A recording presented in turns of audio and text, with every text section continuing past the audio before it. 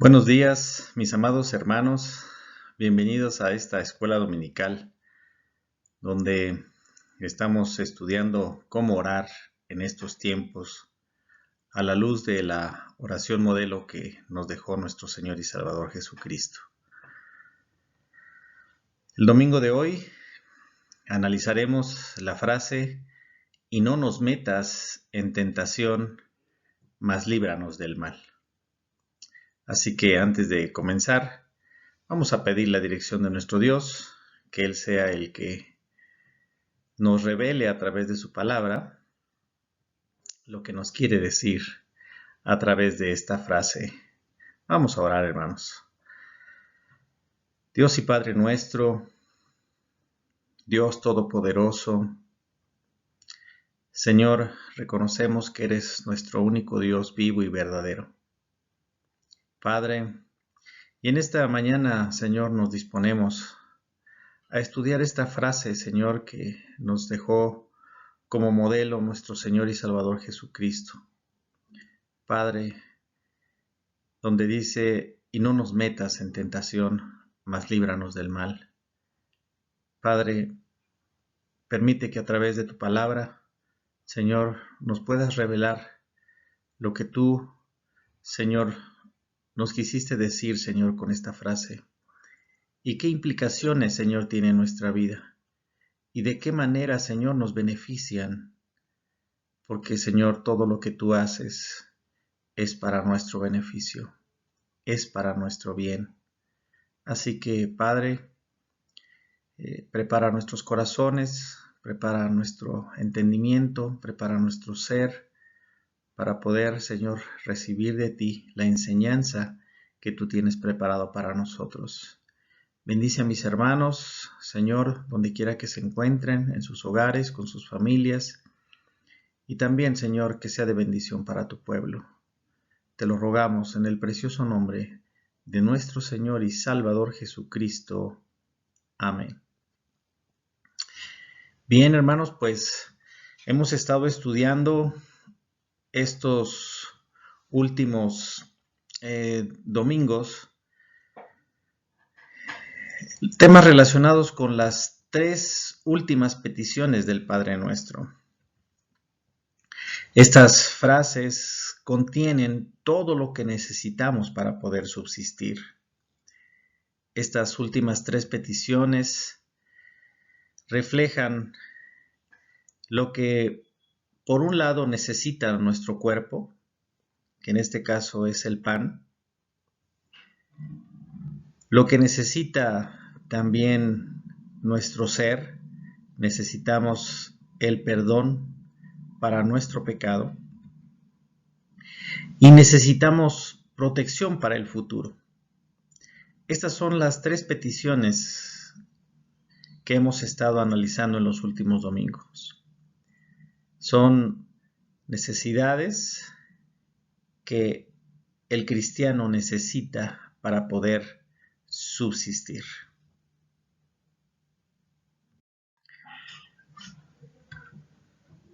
Estas tres últimas peticiones nos dejan muy claro que Dios es nuestro proveedor, porque Él nos da el alimento para nuestros cuerpos.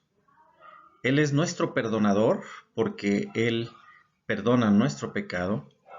Y Él es nuestro sustentador, porque Él prevé para nuestro futuro. Estas son las tres últimas peticiones en las que hemos enfocado nuestro estudio, principalmente pues para darnos cuenta que dependemos en una totalidad de nuestro Dios. Los creyentes dependen en todo de Dios. Estamos, por un lado, reconociendo nuestra insuficiencia y por otro lado estamos reconociendo la total suficiencia de nuestro Dios. Esas son las dos cosas que el creyente siempre debe de tener presente. Por un lado, reconocer que nosotros no somos capaces de poder subsistir por nosotros mismos.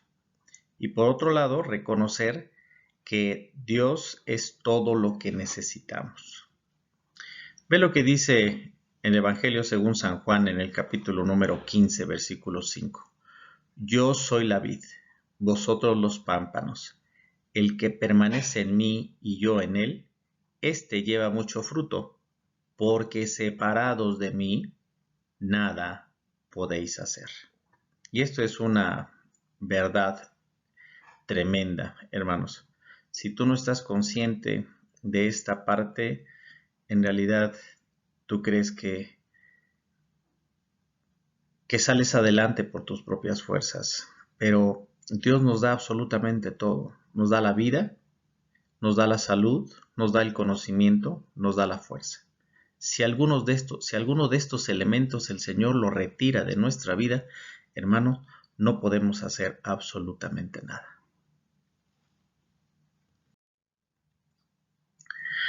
Ahora, hay ocasiones en las que los creyentes nos dejamos atrapar por nuestros propios conocimientos o nuestro propio raciocinio, por un falso sentido de seguridad que nos lleva a creer que ciertamente podemos pasarla bien sin Dios. A veces no es necesario que nosotros lo digamos, pero nuestras acciones eso revelan. Nuestras acciones revelan que somos autosuficientes, que no necesitamos de Dios, que solamente necesitamos hacerlo o proponernos hacer las cosas para que sucedan. Y estamos completamente equivocados. Nos olvidamos de que lo que vamos a hacer es si Dios quiere. Si Dios quiere, haremos esto. Si Dios quiere, haremos lo otro. Creemos en algunas ocasiones que el futuro lo tenemos controlado. Y a veces aseguramos lo que vamos a hacer. A veces damos por hecho lo que vamos a hacer y no estamos conscientes de que Dios es el que gobierna nuestra vida y tiene controlado nuestro futuro. Dependemos de Él absolutamente en todo. Y esto lo vemos muy claramente cuando nosotros analizamos la manera en la que nos acercamos a Dios. Tiene que ver con la constancia con la que acudimos en oración. Ya lo hemos platicado en algunas otras ocasiones. ¿Cuánto tiempo pasas a solas con el Señor? ¿Cuánto tiempo le dedicas a la oración? ¿Cuánto tiempo destinas para platicar con tu Creador? Normalmente nos acercamos a Dios pues para pedir su provisión, su perdón y su protección. Pero nos damos cuenta de que todavía dependemos de nosotros mismos. Nuestras acciones son las que nos delatan. Nuestra manera de conducirnos nos delata en donde estamos indicando nuestra autosuficiencia. Dependemos de nosotros mismos. Por lo tanto, casi no oramos. Y esto es una muestra de que dependemos de nosotros mismos y no de Dios. Si tú oras muy poco, entonces quiere decir que dependes de tus propias fuerzas. Si oras mucho, entonces dependes de Dios y no de ti. Pero esto es muy difícil realmente de reconocer porque aparentemente oramos varias veces al día. Pero, hermano, esas son realmente hábitos que hemos desarrollado. Orar antes de los alimentos, tal vez orar antes o al momento que nos levantamos, oramos al acostarnos. Pero eso realmente, hermano, no es tener una relación con Dios. Necesitamos intimar con nuestro Dios, platicar con Él. Y, ¿por qué no decirlo? Platicar largas horas con nuestro Dios. Y eso, hermanos, prácticamente nadie lo puede hacer. Una muestra de esto es nuestro Señor Jesucristo, cuando se iba solo a orar a la montaña, cuando se apartaba para orar a solas con su Padre y regresaba con sus discípulos y les decía: ¿no habéis podido orar ni siquiera una hora? Y volvía a regresar otra vez y otra vez estaban dormidos. Y hermanos, así somos nosotros. Realmente no podemos orar. Nuestra carnalidad no nos permite vencer realmente el tiempo que oramos con nuestro Dios. Tenemos que reconocer que es muy poco el tiempo que pasamos a solas con nuestro Dios. Analízalo, hermano, tú de manera particular. ¿Cuánto tiempo puedes pasar orando con nuestro Dios?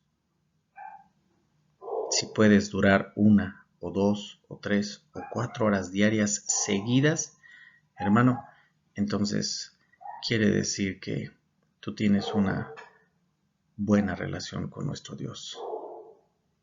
De lo contrario, hermano, nosotros dependemos de nosotros mismos.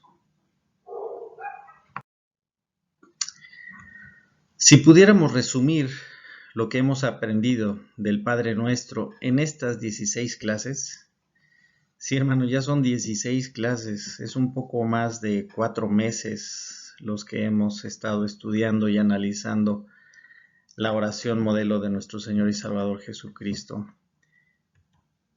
Dice el Salmo 103, reconoced que Jehová es Dios. Él nos hizo y no nosotros a nosotros mismos. Pueblo suyo somos y ovejas de su prado. Este versículo que se encuentra en el Salmo 100, versículo 3, resume lo que hemos estudiado, lo que hemos estado estudiando a lo largo de estas lecciones. Reconocer que Él es nuestro Dios, que Él es nuestro Creador, que Él nos hizo y no nosotros a nosotros mismos. Reconocer que dependemos de Él, que somos como ovejas, que realmente dependemos en todo momento de nuestro pastor. Este versículo es hermoso porque nos ubica realmente en lo que somos nosotros delante de nuestro Dios. No nos hicimos a nosotros mismos, es imposible. Y por lo tanto, tampoco podemos sostenernos a nosotros mismos. Es imposible sostenernos a nosotros mismos. Así que, hermanos, pues vamos a analizar esta frase donde dice: Padre, no nos metas en tentación, mas líbranos del mal. Hermanos, analizaremos su significado, analizaremos su implicación y también veremos aplicaciones prácticas para nuestra vida. Esto es muy importante porque no solamente es entenderlo, es vivirlo y aplicarlo para nuestra vida. El significado de la frase no nos metas en tentación significa que, por un lado, debemos de pedir continuamente a nuestro Dios que no nos meta en tentación. O sea, debe ser una petición constante en nuestra vida. Y ahorita lo vamos a ver por qué. Pero debe ser algo constante. Pero por otro lado, podríamos pensar, ¿será acaso que es Dios quien nos coloca en situaciones que sean motivo de tentación para nosotros? Esto es algo muy delicado lo que estamos analizando, hermanos, porque aparentemente esta frase podría implicar eso, que Dios es el que nos coloca en situaciones que son motivos de tentación para nosotros, pero no es así. Vamos a analizarlo. Ya lo dijimos, realmente se trata de un asunto delicado, pero lo vamos a analizar de una manera muy detallada para que pueda quedarnos claro qué es lo que esto significa. Sin duda hay algunos misterios envueltos en todo esto. Pero sea como sea, hermanos, sea como sea que signifiquen estas palabras, no implican de ningún modo que Dios sea autor del pecado, o que Él induzca o seduzca al hombre a cometer pecado. Esto no es posible, porque su misma palabra así lo dice. Dios no puede ser tentado, ni Él tienta a nadie. La palabra de Dios condena tal suposición. Dice Santiago 1, versículos 13 al 14. Cuando alguno es tentado, no diga que es tentado de parte de Dios, porque Dios no puede ser tentado por el mal, ni Él tienta a nadie, sino que cada uno es tentado cuando de su propia concupiscencia es atraído y seducido. Para aquellos que no saben qué es la concupiscencia, cuando dice aquí, cuando de su propia concupiscencia es atraído y seducido, la concupiscencia es justamente el pecado que hay en nuestro corazón. Cada uno de nosotros tiene diferentes debilidades al pecado. Y eso es muy importante que tú estés consciente de tus propias debilidades, porque de eso depende también tu relación con Dios. O sea, tienes que estar muy consciente de cuáles son tus debilidades, porque eso es lo que da pie para que tú puedas cometer pecado.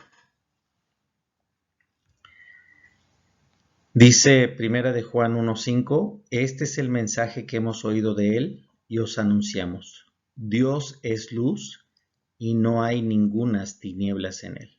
Por lo tanto, hermanos, está descartado. Nosotros no podemos ser tentados por Dios. Él no tienta a nadie y Él no comete ningún pecado.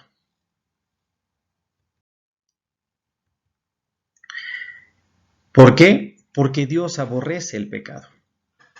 Nuestro Dios odia el pecado con odio infinito. Por lo tanto, Él no puede pecar. Nunca tentaría a nadie, ni seduciría a nadie. La frase dice, Padre nuestro, no nos metas en tentación.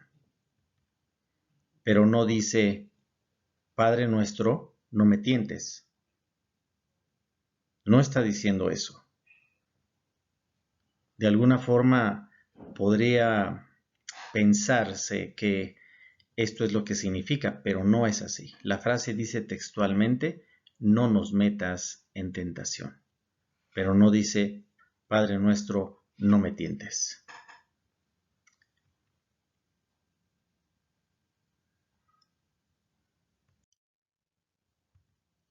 Para poder entender el sentido de esta petición, hermanos, es necesario que conozcamos algunos conceptos y vamos a explicarlos. Primero de ellos, ¿qué es la tentación? ¿Y qué es entrar en tentación? O sea, son dos conceptos diferentes. ¿Qué es la tentación y qué es entrar en tentación? Bueno, no es lo mismo ser tentado que entrar en tentación. La petición está en el sentido de decir que nos libre de entrar en tentación. Tentación significa peirasmos en griego. Ese es el significado de la palabra tentación o el origen de esta palabra, que es griega. Ya lo dijimos, palabra de origen griego que significa probar. Esto es importante y aquí está la clave, hermanos. significa probar. Y en algunos textos de la Biblia, tanto en el Antiguo Testamento como en el Nuevo Testamento, se utiliza la misma palabra, peirasmos. Y peirasmos en realidad es una palabra moralmente neutra. O sea, esta palabra en sí no contiene ninguna connotación mala. Y lo vamos a ver. Porque significa probar o examinar. Y eso no tiene nada de malo. Probar o examinar. En el Antiguo Testamento es usada para referirse a las pruebas que Dios envía a sus hijos con el propósito de revelar lo que hay en el corazón de ellos. Esto es, hermanos, la clave para poder entender esta frase. En el Antiguo Testamento es usada para referirse a las pruebas que Dios envía a sus hijos con el propósito de revelar lo que hay en el corazón de ellos. Por ejemplo, Dios probó a Abraham y no lo estaba induciendo al pecado. Dios quería revelar lo que había en el corazón de Abraham. Dice Génesis 22:1. Aconteció después de estas cosas que probó Dios a Abraham y le dijo, Abraham, y él respondió, heme aquí. Aquí claramente dice, probó Dios a Abraham. Es la palabra peirasmos, es la misma palabra que se utiliza en Mateo capítulo número 6. Y en Hebreos, en el libro de Hebreos, está en el capítulo número 11, en el versículo 17. Por la fe, Abraham, cuando fue probado, ofreció a Isaac, y el que había recibido las promesas ofrecía a su unigénito. Es decir, Dios probó a Abraham, no para que Dios supiera lo que hay en el corazón de Abraham. Por supuesto que Dios sabe lo que hay en nuestro corazón, pero al mismo tiempo le da la oportunidad al hombre de saber lo que hay en su propio corazón. Y esto es importante. Dios nos prueba para que nosotros mismos podamos ver lo que hay en nuestro corazón. Dice que fue probado por Dios. Así que, ya lo dijimos, Dios quiere revelarnos a nosotros mismos lo que hay en nuestro corazón. ¿Y qué es lo que hay en nuestro corazón? Dependencia a Dios, hay obediencia a Dios, hay sujeción a Dios, o todo lo contrario, hay rebeldía, hay autosuficiencia, hay arrogancia, hay soberbia, hay altivez, hay dureza de corazón. Y eso lo podemos ver en las pruebas. Cuando estamos atravesando alguna prueba, nos rebelamos contra Dios y le cuestionamos, ¿y por qué a mí, Señor? ¿Por qué me mandas a mí esa prueba? O cuando estamos en medio de una situación, en vez de pedir ayuda a Dios, pedimos ayuda a otras personas. Si es económico, entonces pedimos ayuda a otras personas para que nos ayuden y nos presten dinero. Y eso habla acerca de nuestra autosuficiencia, ¿no? También puede revelar que hay arrogancia en nuestro corazón, que hay soberbia, que hay altivez, que hay dureza de corazón. Y eso es lo que nosotros tenemos que ver. Cuando nosotros estamos viviendo una situación difícil en nuestra vida, el Señor nos está dando la oportunidad de ver qué es lo que realmente hay en nuestro corazón. Y como ya lo habíamos dicho, no porque Dios no sepa lo que hay en nuestro corazón, Él nos quiere revelar lo que hay en nuestro corazón y en nuestra alma. Dios quería revelarle al propio Abraham su propia fe, que él se diera cuenta que realmente él confiaba plenamente en Dios, que él sabía que no estaba diseñando algo que fuera a dañar su propia vida ni la vida de su Hijo. Entonces, hermanos, estas son las pruebas, las que nos ayudan a ver lo que hay en nuestro corazón. Nos hacen conocernos a nosotros mismos, nos revela realmente nuestra corrupción interna y nos ayuda a identificar las seducciones del mundo, estar más conscientes de nuestro pecado.